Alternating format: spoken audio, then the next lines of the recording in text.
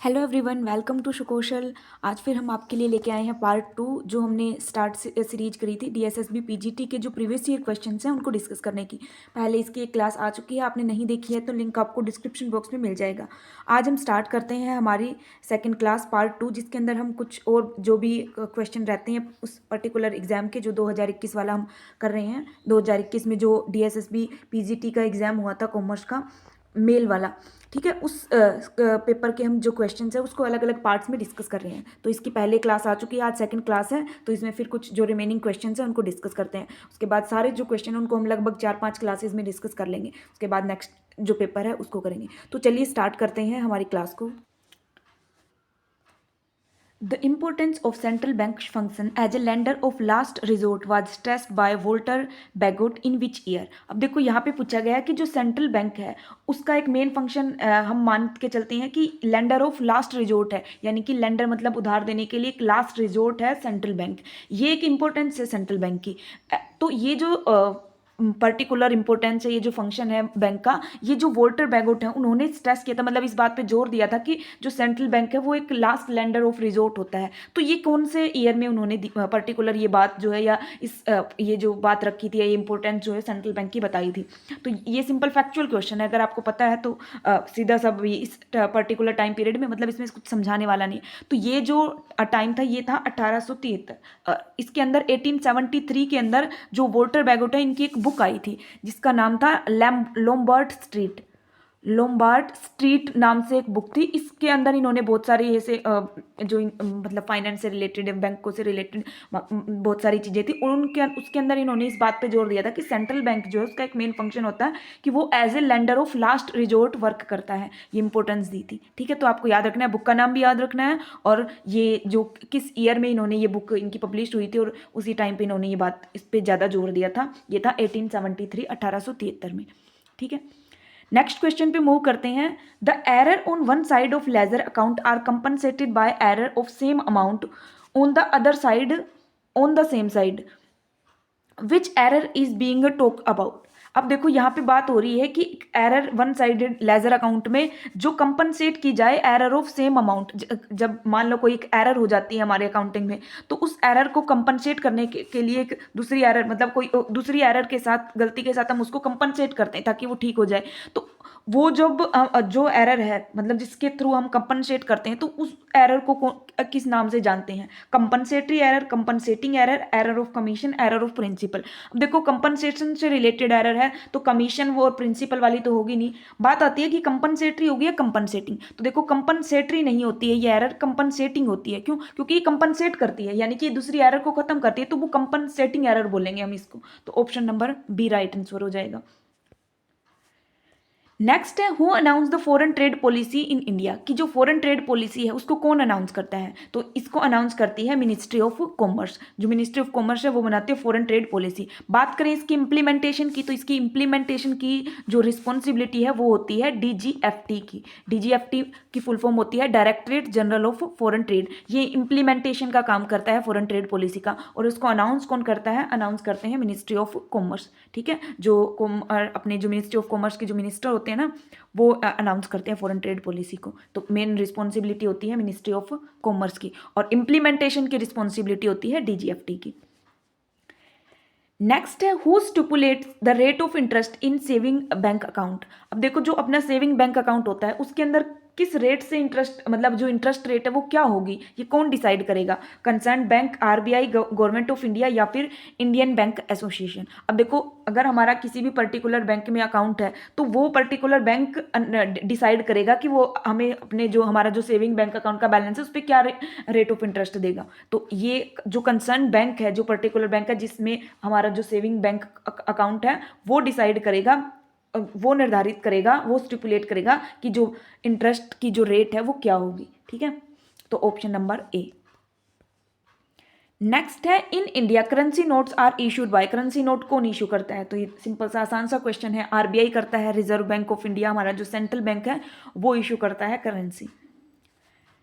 Next है, which one of the following activities does not come under auxiliaries of trade. अब देखो ये auxiliaries of trade क्या होते हैं? जब हम बात करते हैं कॉमर्स की, जब बेसिक मीनिंग कॉमर्स की, तो कॉमर्स में एक आता है ट्रेड, कि हम ट्रेड करते हैं। एक आती हैं ऑक्सलरीज ऑफ ट्रेड, ऑक्सलरीज टू ट्रेड। ये ऑक्सलरीज टू ट्रेड क्या होती हैं? वो चीज़ें, वो सर्विसेज जो हेल्प करती हैं ट्रेड में।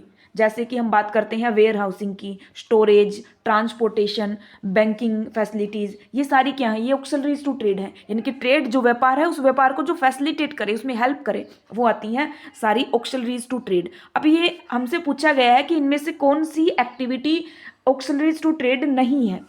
तो एक एक स्टेटमेंट को पढ़ते हैं। सबसे पहले है preservation of goods to make them available as and when needed by consumer, कि जो गुड्स हैं उनको प्रिजर्व करके रखना, उनको स्टोर करके रखना, ताकि जब भी कस्टमर को उसकी जरूरत होगी तब उसको प्रोवाइड की जा सके, उसको अवेलेबल की जा सके। तो ये एक तरीके से वेयर हाउसिंग की बात हो रही है, स्टोरेज की बात हो रही है, तो वेयर हाउसिंग होती है ऑक्सलरीज टू ट्रेड। नेक्स्ट है conversion and transformation of raw material and semi finished goods into finished goods, कि जो रॉ मटेरियल है, कच्चा माल है, उसको तैयार माल में, फिनिश्ड गुड्स में कन्वर्ट करना। तो ये तो मैन्युफैक्चरिंग आ गया ना, मैन्युफैक्चरिंग है, ये तो मैन्युफैक्चर कर रहे हैं हम। ये ऑक्सलरीज टू ट्रेड नहीं है, मतलब ये ट्रेड में हेल्प करने वाली चीज़ नहीं है, यहाँ पे तो मैन्युफैक्चरिंग की बात हो रही है, तो ये ऑक्सलरीज टू ट्रेड नहीं होगी, और यही हमारा राइट आंसर हो जाएगा। ठीक है, बाकी ऑप्शन भी देख लेते हैं। Movement of those goods that are not consumed at the same place where they are produced to the place where they are demanded, यानी कि जो गुड्स हैं जहाँ पे उनका प्रोडक्शन हुआ है और जहाँ पे उनका कंजप्शन होगा, यानी कि जहाँ पे उनकी ज़रूरत है वहाँ तक पहुँचाना। तो पहुँचाने में मूवमेंट में क्या चीज़ का यूज होगा? ट्रांसपोर्टेशन। तो ट्रांसपोर्टेशन भी ऑक्सलरीज टू ट्रेड होती है। नेक्स्ट है bank providing a variety of credit to public, की बैंकिंग जो फैसिलिटी है, तो बैंकिंग फैसिलिटी भी ट्रेड में हेल्प करती हैं, तो ऑक्सलरीज टू ट्रेड होंगी। तो ऑप्शन जो सी और डी है दोनों ऑक्सलरीज टू ट्रेड है, और ए भी ट्रेड है, बट बी नहीं है। नेक्स्ट है an individual who acquire required qualification और स्किल और training for a particular employment is called, यानी कि एक इंडिविजुअल है वो जो कोई काम करने के लिए, कोई पर्टिकुलर एम्प्लॉयमेंट के लिए जो रिक्वायर्ड स्किल्स और ट्रेनिंग है वो ले लेता है, तो हम इसको क्या बोलेंगे? एम्प्लॉय बोलेंगे, एम्प्लॉयर बोलेंगे, प्रोफेशनल बोलेंगे, या एंटरप्रेन्योर बोलेंगे? अब देखो एम्प्लॉय कौन होता है? एम्प्लॉय वो जो भी कोई काम करता है किसी एम्प्लॉयर के अंडर, वो होता है एम्प्लॉय। अब जरूरी नहीं है वहाँ पे उसने स्किल क्वालिफिकेशंस की जरूरत हो। एम्प्लॉयर जो काम देगा, मतलब जो एम्प्लॉयर जिसके अंडर में एम्प्लॉई वर्क करता है, तो एम्प्लॉयर और एम्प्लॉई जो है उनमें ये ज़रूरत नहीं है कि भाई वो जो क्वालिफिकेशन या स्किल ट्रेनिंग जो है वो एक्वायर करने के बाद ही एम्प्लॉयमेंट जो है वो एक तरीके से एज एम्प्लॉई वर्क करेगा। बट बात करें प्रोफेशनल की, जो हम पढ़ते भी हैं उसमें बिजनेस में, कॉमर्स के बिल्कुल स्टार्टिंग में ही बेसिक सी चीज़ें पढ़ते हैं जब हम जो 11th क्लास की आपकी जो कॉमर्स उसकी बिजनेस स्टडीज़ की बुक है उसमें पढ़ते हैं कि कॉमर्स है, फिर कॉमर्स में फिर अलग अलग चीज़ें आती हैं, प्रोफेशन होता है। तो ये जो प्रोफेशन पेशा है उसी की एक तरीके से डेफिनेशन दी हुई है। तो प्रोफेशन में क्या होता है? प्रोफेशन में होता है कि एक पर्टिकुलर इंडिविजुअल एक स्पेसिफाइड नॉलेज, जो स्किल है पर्टिकुलर फील्ड से रिलेटेड, वो एक्वायर करता है और फिर उसके बाद एज ए एम्प्लॉय वर्क करता है, यानी कि सर्विसेज प्रोवाइड करता है। जरूरी नहीं है एज ए एम्प्लॉय करे, अपने इंडिविजुअल लेवल पे भी अपने आप भी कर सकते हैं। ठीक है, जैसे फ्रीलांसिंग वगैरह होती है, तो वो प्रोफेशनल होता है। यानी कि जब हम कोई एक स्पेसिफिक क्वालिफिकेशन या स्किल या ट्रेनिंग लेके वर्क करते हैं तो उसको प्रोफेशनल, एक तरीके से वो प्रोफेशनल वर्क में आ जाता है, तो इसको बोलेंगे प्रोफेशनल या एज ए प्रोफेशन। नेक्स्ट है select the following activities as a economic activities by choosing the correct alternatives. अब हमें इनमें से इकोनॉमिक एक्टिविटीज बतानी है, यानी कि इकोनॉमिक एक्टिविटीज ऐसी एक्टिविटीज जो इकोनॉमिक नेचर की, आर्थिक क्रियाएं जिसको हम बोलते हैं एक तरीके से। जब हम बात करते हैं कि बिजनेस की, तो बिजनेस में जो एक्टिविटीज होती हैं वो इकोनॉमिक एक्टिविटीज होती है जिससे का पैसे से कोई रिलेशन हो, या यानी कि जहाँ पे से कोई सर्विस, मतलब सिर्फ वेलफेयर या सर्विस पर्पज से कोई काम नहीं किया जा रहा हो, साथ में उसके कुछ कंसिडरेशन भी हो। एक तरीके से बोल सकते हैं जो प्रॉफिट अर्निंग के पर्सपेक्टिव से, लाभ कमाने के उद्देश्य से जो हम क्रियाएं करते हैं वो होती हैं इकोनॉमिक एक्टिविटीज़, इनकी जहाँ पर हम कुछ दे रहे हैं तो उसके बदले में कुछ हमें मिलेगा भी। ठीक है, अब जो क्वेश्चन में दे रखे हैं सेलिंग ग्रोसरीज, के ग्रोसरीज बेच रहे हैं। अब देखो ग्रोसरीज सेल कर रहे हैं, बेच रहे हैं, तो इकोनॉमिक एक्टिविटी होगी, सीधी सी बात है। ग्रोसरीज बेच रहे हैं, फ्री में तो बेचेंगे नहीं, तो ये इकोनॉमिक एक्टिविटीज़ है। नेक्स्ट है टीचिंग इन एन इंस्टीट्यूशन, एक इंस्टीट्यूशन में टीच कर रहे हैं, तो यहाँ पे कुछ ऐसा नहीं बोल रखा कि फ्री में टीच कर रहे हैं, तो फ्री में नहीं टीच कर रहे हैं, सिंपल बोल रहे हैं कि इंस्टीट्यूशन में टीच कर रहे हैं, तो ये भी इकोनॉमिक एक्टिविटीज़ होगी। नेक्स्ट है गिफ्ट हाउस टू फैमिली, एक फैमिली को गिफ्ट हाउस एक हाउस है जो वो गिफ्ट में दे रहे हैं, तो ये एक तरीके से हम यहाँ पे कुछ इन कंसिडरेशन इस बदले में कुछ ले नहीं रहे, तो कोई इकोनॉमिक एक्टिविटी नहीं हो रही यहाँ पे, कोई मनी जनरेशन मतलब प्रॉफिट अर्निंग से रिलेटेड कुछ चीज़ नहीं हो रही है, तो ये इकोनॉमिक एक्टिविटी नहीं होगी। Next, donation of goods in an old age home, यानी कि एक वृद्धाश्रम में हम जो गुड्स हैं वो डोनेट कर रहे हैं, तो डोनेट कर रहे हैं तो ये तो डोनेशन है, दान है, यहाँ पे भी इकोनॉमिक एक्टिविटी नहीं होगी। तो ऑप्शन ये जो 1 और 2 जो है पॉइंट ये बता रहे हैं इकोनॉमिक एक्टिविटीज, तो सी ऑप्शन हमारा राइट आंसर हो जाएगा। 1 and 2 only are the economic activities. Next, the following are the example of which type of industry, industries का टाइप पूछा है, nursery, fish culture, poultry farms etcetera.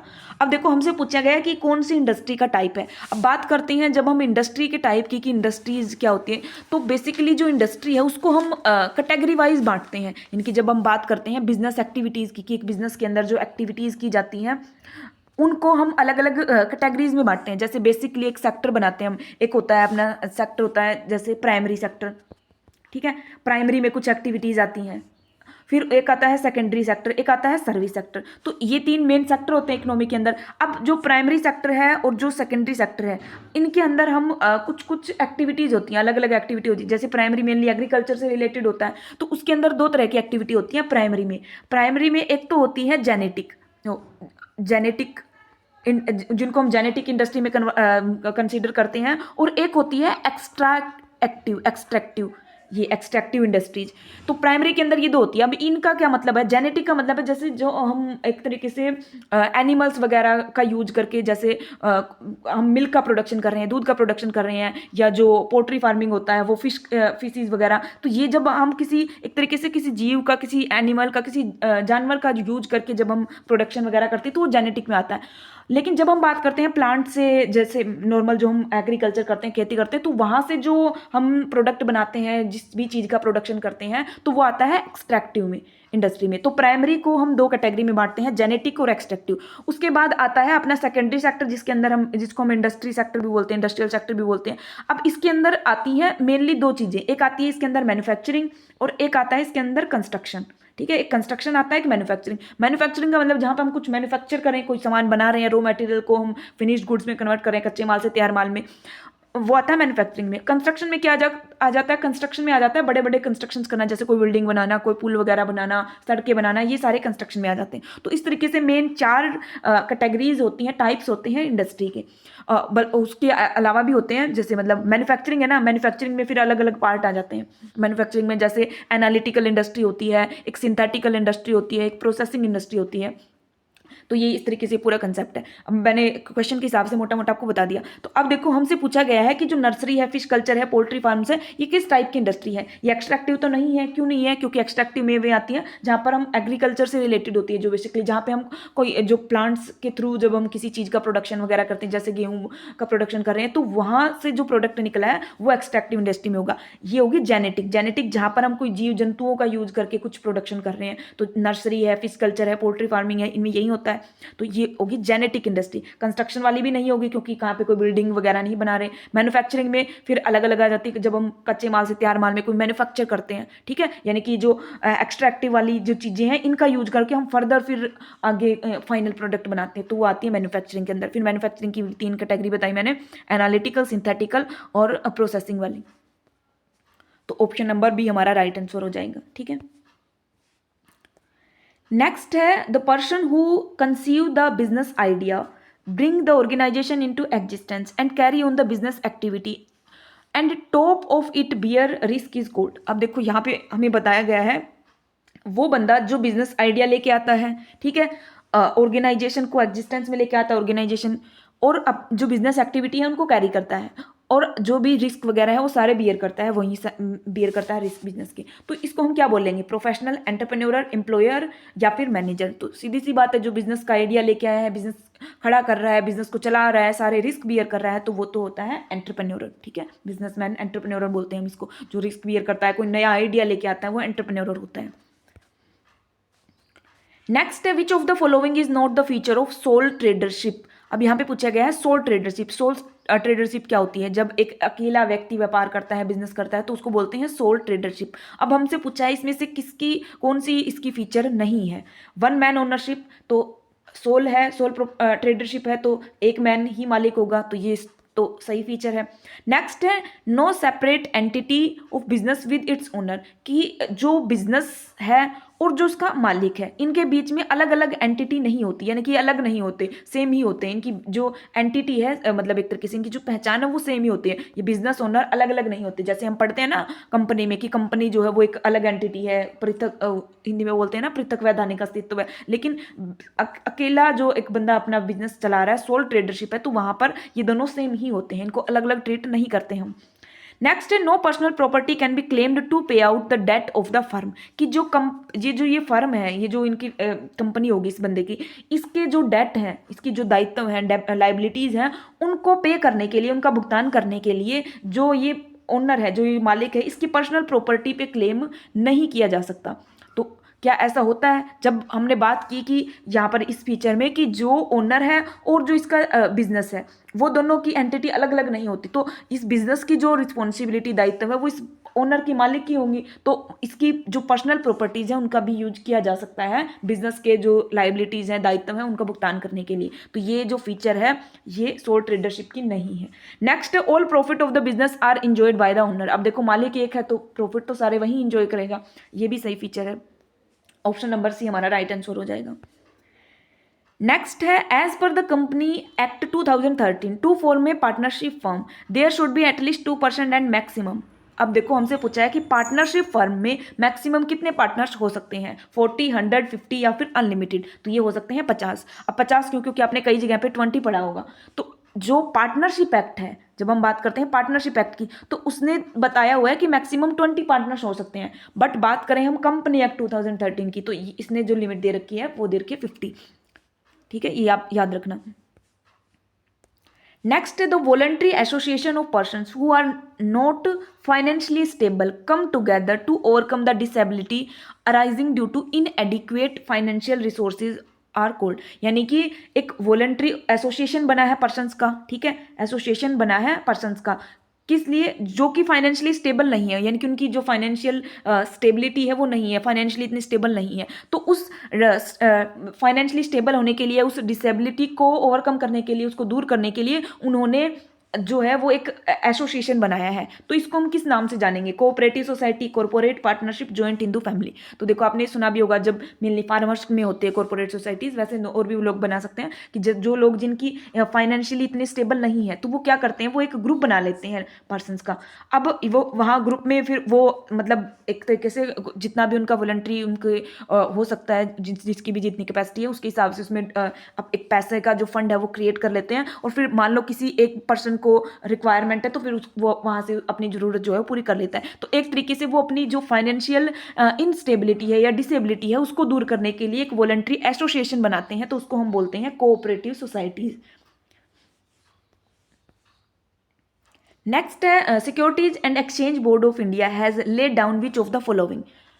Minimum subscription of a company is 60%, minimum subscription must be 90%, maximum subscription must be 60% या maximum subscription must be 90%। तो देखो जब हम बात करते हैं, एक कंपनी जब शेयर इशू करती है, शेयर इशू करती है, तो वो क्या उसके अंदर जो सेबी है उसने क्या लिमिट लगा रखी है कि जब कंपनी ने शेयर इशू किए, मान लो उसने 100 शेयर्स इशू किए, तो वहाँ पर कंपनी ने जब शेयर इशू किए तो जो शेयर होल्डर है वो क्या देंगे, वो एप्लीकेशन देंगे। तो ये जो एप्लीकेशन है, ये एप्लीकेशन अगर मान लो कंपनी ने 100 शेयर इशू किए तो कम से कम मिनिमम 90 जो शेयर है उन पे एप्लीकेशन रिसीव हो जानी चाहिए, तभी कंपनी जो शेयर है वो अपने अलॉट कर सकती है। ये एक कंडीशन या एक बोल सकते हैं रिक्वायरमेंट जो है वो सेबी ने, securities and exchange board of India ने फिक्स की हुई है। तो इस सवाल में यही पूछा गया है। तो मिनिमम सब्सक्रिप्शन है, ना कि मैक्सिमम, कि कम से कम मिनिमम 90% जो शेयर हैं वो सब्सक्राइब कंपनी ने मतलब एक तरीके से उनके लिए एप्लीकेशन जो है वो रिसीव हो जानी चाहिए, तभी कंपनी जो है वो शेयर्स को आगे अलॉट कर सकती है।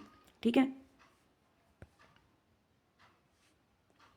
नेक्स्ट है विच स्टेटमेंट इज करेक्ट। इनमें से कौन सा स्टेटमेंट करेक्ट है, सही है? Business include the exchange of goods and services carried with the intention to return in term of money. कि बिजनेस जो है वो बिजनेस का मतलब बताया गया है कि बिजनेस में क्या होता है कि गुड्स और सर्विसेज का एक्सचेंज होता है, किस इंटेंशन के लिए, किस पर्पज के लिए, रिटर्न में मनी जो है वो अर्न करने के लिए, कि भाई बदले में मनी जो है उसके बदले गुड्स और सर्विसेज जो है उनका एक्सचेंज किया जाता है। सीधी सी बात ऐसा ही है, बिजनेस में यही होता है। बिजनेस में हम क्या बात करते हैं, गुड्स एंड सर्विसेज देंगे, उसके बदले में मनी जो है, पैसा जो है वो इन रिटर्न में हमें मिलेगा।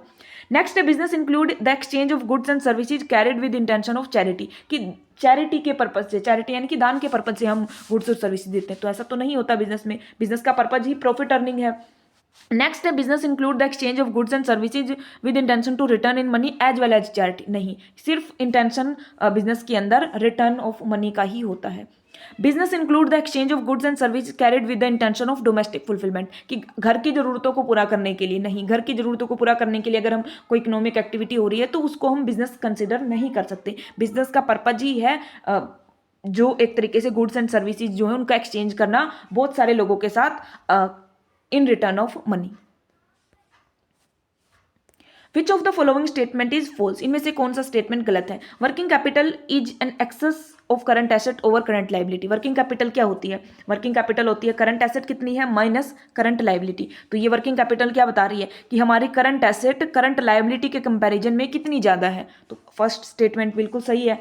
नेक्स्ट है ideal ratio between current asset and current liability. जब हम बात करते हैं रेशोज की तो वहां पर हम पढ़ते हैं कि आइडियल रेशो क्या होगा, एक आदर्श हमारा जो रेशो है वो क्या होना चाहिए अलग अलग पर्टिकुलर आइटम्स का। तो करंट एसेट और करंट लाइबिलिटी की जब बात की जाती है तो इसको हम बोलते हैं करंट रेशो, और करंट रेशो जो आइडियल है वो होना चाहिए 2:1, यानी कि हमारी करंट एसेट्स करंट लाइबिलिटी के कंपेरिजन में डबल होनी चाहिए। तो ये जो स्टेटमेंट है ये भी सही है। Next the activity issue and turnover ratio are the same. तो ये बात भी हमने पीछे भी एक क्वेश्चन में की थी कि जो एक्टिविटी रेशो है उन्हीं को हम बोलते हैं टर्नओवर रेशो। जैसे इन्वेंट्री टर्नओवर रेशो होता है, ट्रेड रिसीवेबल टर्नओवर रेशो होता है, ऐसे ही ट्रेड पेबल टर्नओवर रेशो होता है। तो ये अलग अलग टर्नओवर रेशो है, एक्टिविटी रेशो, इन्हीं को बोलते हैं। नेक्स्ट है debt equity ratio measures the short term financial position, कि जो डेट इक्विटी रेशो है, बात करते हैं ऊपर लेते हैं हम डेट, नीचे लेते हैं इक्विटी, ये जो रेशो है ये क्या शॉर्ट टर्म कंपनी की फाइनेंशियल पोजीशन बताता है। तो डेट भी लॉन्ग टर्म सोर्स है कैपिटल का, इक्विटी भी लॉन्ग टर्म है, तो ये शॉर्ट टर्म फाइनेंशियल स्टेबिलिटी कैसे बता सकते हैं। जब सोर्सेज ही हम लेके चल रहे हैं लॉन्ग टर्म वाले तो शॉर्ट टर्म तो नहीं बताएंगे। तो यानी कि ये स्टेटमेंट गलत है और यही हमारा राइट आंसर हो जाएगा क्योंकि गलत ही पूछी गई थी।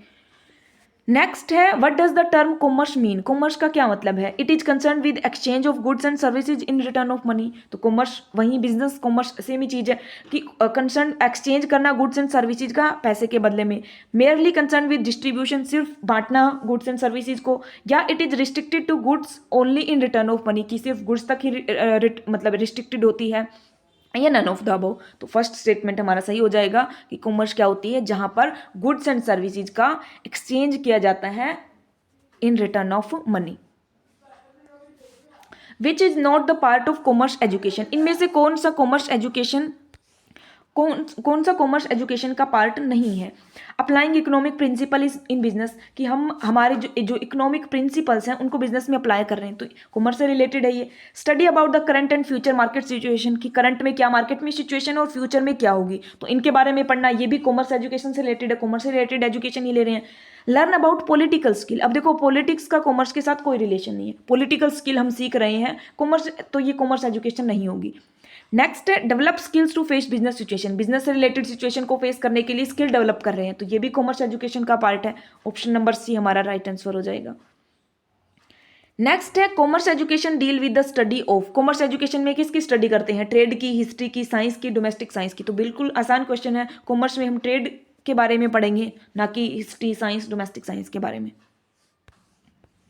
नेक्स्ट है एक कॉमर्स टीचर शुड हैव, एक कॉमर्स टीचर के पास क्या होना चाहिए, bachelor degree in science, master degree in commerce, master degree in political science, या फिर बैचलर डिग्री इन इकोनॉमिक्स। देखो बात हो रही है कॉमर्स टीचर की, तो कॉमर्स टीचर के पास मास्टर्स की डिग्री होनी चाहिए कॉमर्स में, ठीक है। साइंस का तो कोई काम नहीं है, ना पॉलिटिकल साइंस का। अब यहाँ पे देखो इकोनॉमिक्स दे रखी थी, कॉमर्स दे रखी थी, बट इससे ज़्यादा बड़ी वाली डिग्री है ना, बात कॉमर्स टीचर की हो रही है, ना कि इकोनॉमिक्स टीचर की। इकोनॉमिक्स की होती तो हम बैचलर डिग्री पे शायद जा सकते थे, बट यहाँ पे कॉमर्स टीचर की बात हो रही है तो उसके पास मास्टर्स इन कॉमर्स होनी चाहिए। नेक्स्ट है classroom procedure should not be emphasized on, इनके क्लासरूम के अंदर किस चीज़ पे एम्पेसाइज जोर नहीं दिया जाना चाहिए। इनफॉर्मल इन्वायरमेंट ऑफ क्लासरूम की, क्लासरूम में एक इनफॉर्मल इन्वायरमेंट हो, ठीक है।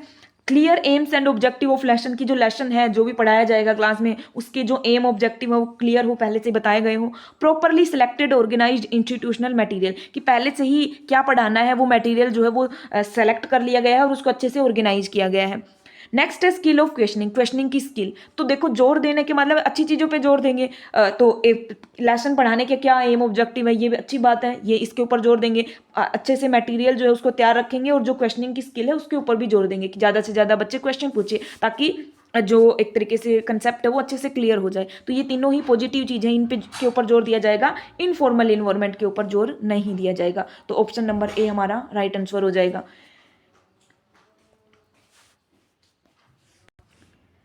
नेक्स्ट है a commerce professional can hold the job as a, कि कॉमर्स प्रोफेशनल किस तरह की जॉब ले सकता है, लीगल एडवाइजर की, फाइनेंशियल एडवाइजर की, पॉलिटिकल एडवाइजर की, या फिर मैकेनिकल एडवाइजर की। तो देखो कॉमर्स प्रोफेशनल है तो वो लीगल में हम थोड़ा बहुत कह सकते हैं जा सकता है, बट लीगल में नहीं जा सकता। कॉमर्स है तो कॉमर्स से रिलेटेड नॉलेज होनी चाहिए, मार्केटिंग में जा सकता है, फाइनेंस में जा सकता है, तो फाइनेंशियल एडवाइजर हो सकता है, पॉलिटिकल भी नहीं हो सकता, ना ही मैकेनिकल हो सकता। तो option number B right answer हो जाएगा।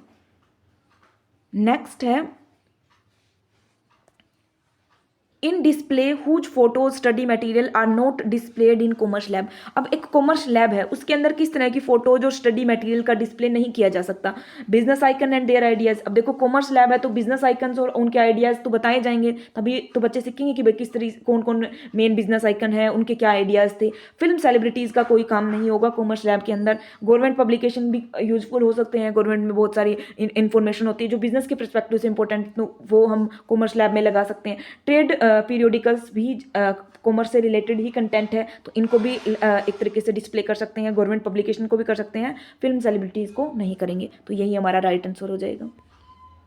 नेक्स्ट है who is the father of management, management के फादर कौन है। तो मैनेजमेंट के फादर कौन है, मैनेजमेंट के फादर हम ट्रीट करते हैं हेनरी फ्योल को। ठीक है, जब अगर यहाँ पे बात हो रही होती है कि साइंटिफिक मैनेजमेंट के फादर कौन है, तो जाते हैं हम FW टेलर पे। और अगर सिंपल बोला जाए या तो ये बोला जाएगा एडमिनिस्ट्रेटिव मैनेजमेंट के फादर कौन है, या अगर सिंपल बोला जाए कि मैनेजमेंट के फादर कौन है, तो हेनरी फ्योल।